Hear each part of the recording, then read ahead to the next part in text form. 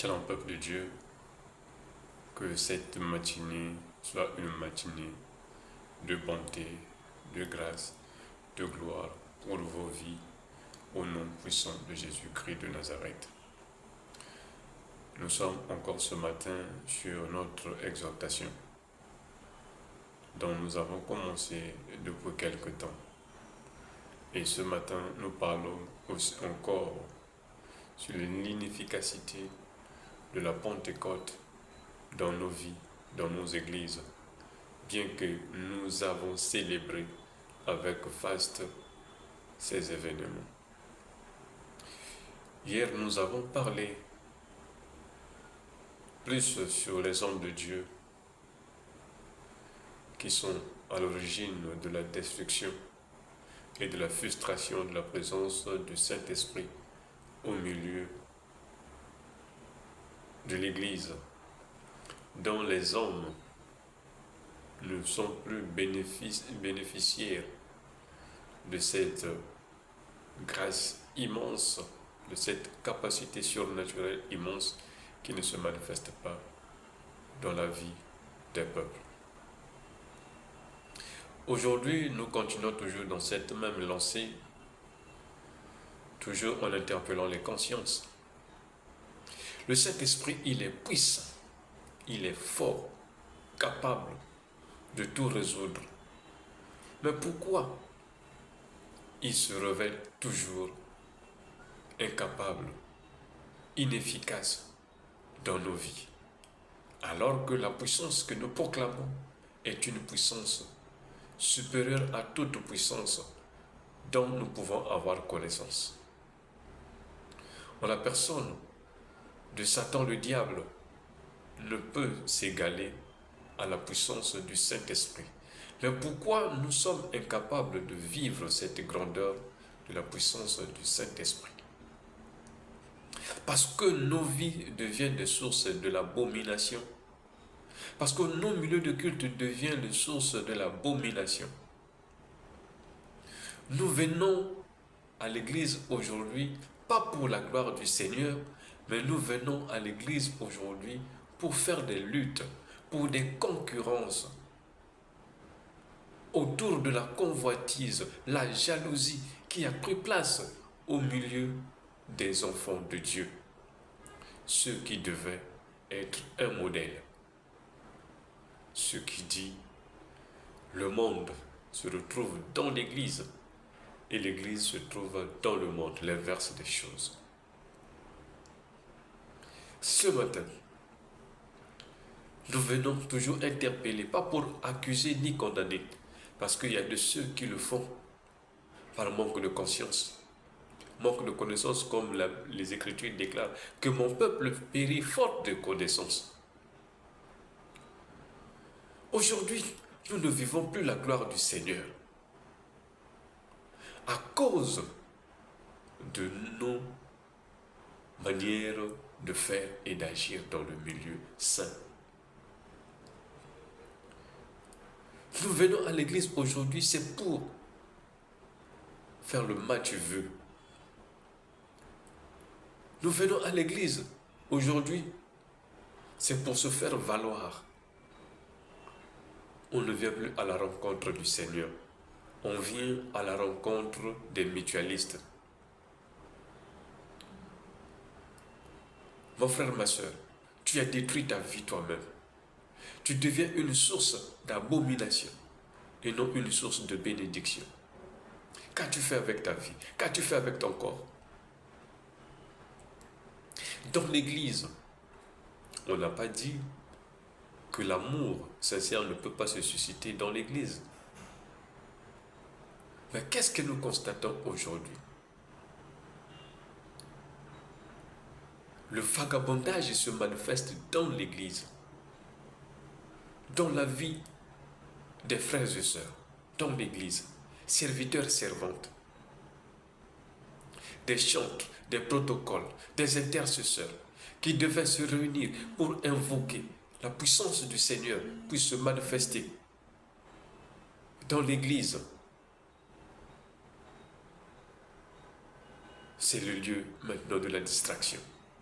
des chantres qui devaient faire descendre la gloire du Seigneur au travers des cantiques d'adoration et de louange. Nous assistons maintenant aux stars qui viennent exhiber leurs talents. Qu'est-ce que nous constatons dans l'Église? Les conflits. Parce que cette sœur a couché avec le pasteur, celle-ci a couché avec le pasteur. Et chemin faisant, tous ils ont découvert qu'ils se sont tous mis sous le lit du pasteur. Et ça crée maintenant de la haine, de la jalousie. Et ces hommes et ces femmes, quand ils viendront à l'église, ils ne viendront plus pour suivre la présence, chercher la présence du Seigneur. Ça devient une rivalité. Et vous, mes sœurs, qui donnez vos corps aux hommes de Dieu, vous oubliez que ces hommes sont des hommes auxquels les corps ont été consacrés. Et vous connaissez aujourd'hui beaucoup de problèmes. La manifestation de cet esprit n'agit plus parce que ton corps devient un centre d'abomination. L'abomination est entrée dans l'église. Il affaiblit la manifestation du Saint-Esprit. Toi, chantre.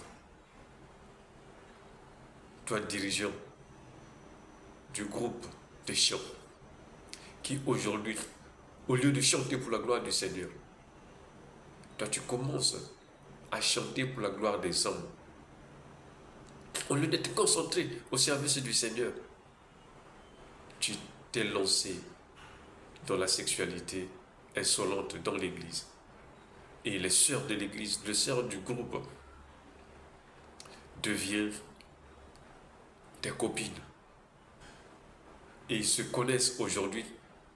Le climat d'attirer la gloire du Seigneur n'y est plus, à cause de vos bêtises.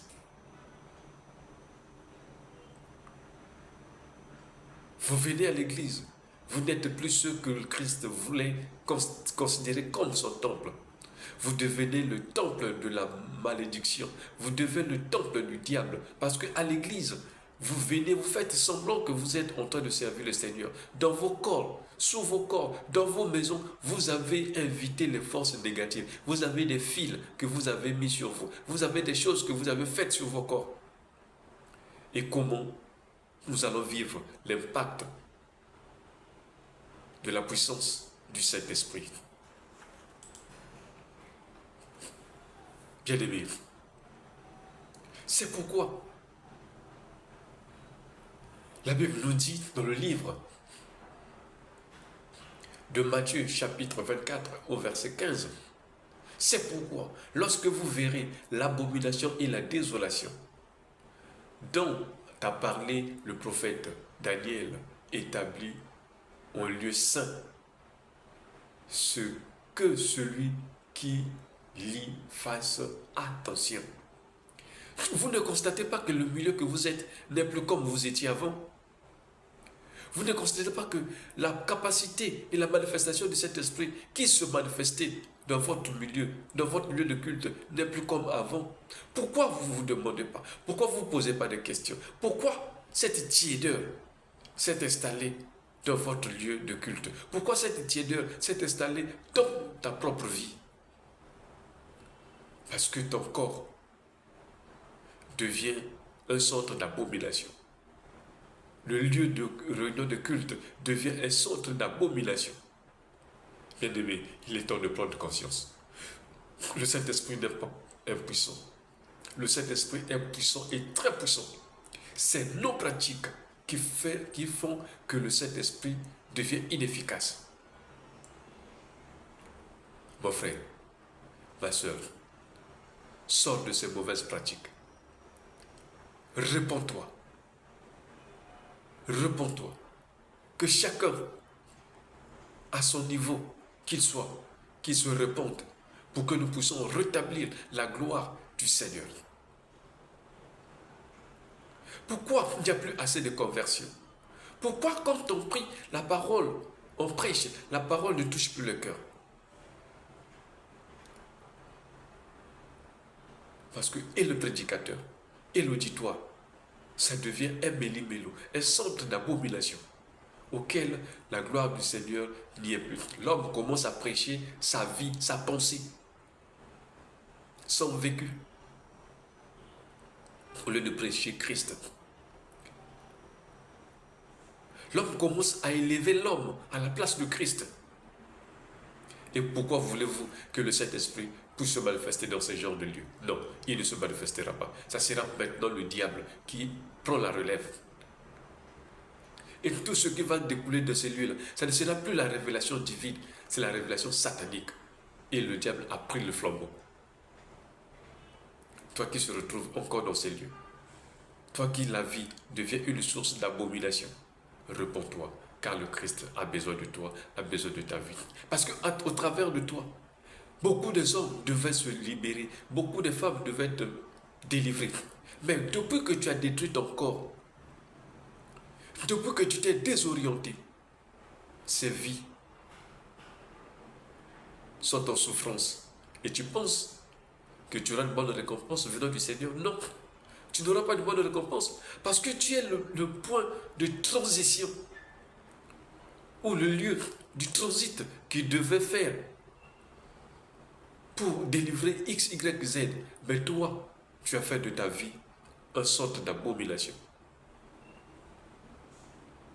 Je ne suis pas venu te condamner.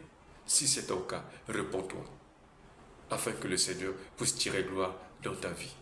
Mon frère, ma soeur, Jésus a besoin de toi. Agis selon qu'il a besoin de toi. Jésus a besoin de toi.